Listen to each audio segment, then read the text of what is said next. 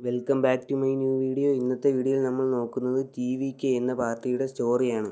തമിഴ് രാഷ്ട്രീയം ഒരു സിനിമ പോലെ തന്നെ ട്വിസ്റ്റുകളും വികാരങ്ങളും നിറഞ്ഞതാണ്. പെരിയാറിൽ നിന്ന് തുടങ്ങി സി.എൻ. അണ്ണാദുരൈ, എം. കരുണാനിധി, ജയലളിത വരെ എത്തിയ ഈ യാത്ര ഇപ്പോൾ ഒരു പുതിയ അധ്യായത്തിലേക്ക് മാറുകയാണ്. അതെ, സൂപ്പർ സ്റ്റാർ വിജയ് തന്റെ സ്വന്തം പാർട്ടി ടി.വി.കെ ആരംഭിച്ചിരിക്കുകയാണ്. തമിഴക വെട്രി കഴകം എന്നാണ് ടി.വി.കെയുടെ ഫുൾ ഫോം. 2024 രൂപം കൊണ്ട ഒരു പുതിയ രാഷ്ട്രീയ പാർട്ടിയാണിത്. വെട്രി എന്നത് വിജയം എന്നർത്ഥം. അതായത് ജനങ്ങളുടെ വിജയത്തിനായി എന്നാണ് പാർട്ടിയുടെ ആശയം. യുവാക്കൾക്കും സാധാരണ ജനങ്ങൾക്കും ശബ്ദമാവുക, അഴിമതി വിരുദ്ധ നിലപാട്, വിദ്യാഭ്യാസം, തൊഴിൽ, സാമൂഹിക നീതി ഇവയൊക്കെയാണ് പാർട്ടിയുടെ ആശയങ്ങൾ. വിജയ് എന്തിനായിരിക്കും രാഷ്ട്രീയത്തിലേക്ക്? സിനിമയിൽ മാത്രമല്ല, വളരെയധികം സാമൂഹിക പ്രവർത്തനങ്ങളിലും വിജയ് സജീവമായിരുന്നു. വിദ്യാർത്ഥികൾക്ക് സഹായം, സാമൂഹിക പ്രശ്നങ്ങളിൽ പ്രതികരണം, ഫാൻസ് അസോസിയേഷനിലൂടെ ഗ്രൗണ്ട് ലെവൽ പ്രവർത്തനം ഇതൊക്കെ ചേർന്നാണ് വിജയ്ക്ക് രാഷ്ട്രീയത്തിലേക്ക് കടക്കാനുള്ള വഴി തുറന്നത്. പാർട്ടിയുടെ ശക്തികളും വെല്ലുവിളികളും നോക്കാം. പാർട്ടിയുടെ ശക്തിയായി വലിയൊരു കൂട്ടം ഫാൻസ് തന്നെ ഉണ്ട്. വെല്ലുവിളികളായി നിൽക്കുന്നത് രാഷ്ട്രീയ പരിചയം കുറവാണ്. ശക്തരായ എതിരാളികളാണ് വിജയുടെ കൂടെ മത്സരിക്കുന്നത്. ഡി.എം.കെ അതായത് സ്റ്റാലിന്റെ പാർട്ടിയും അണ്ണാ ഡി.എം.കെയുമാണ് വിജയുടെ എതിരായി മത്സരിക്കുന്നത്.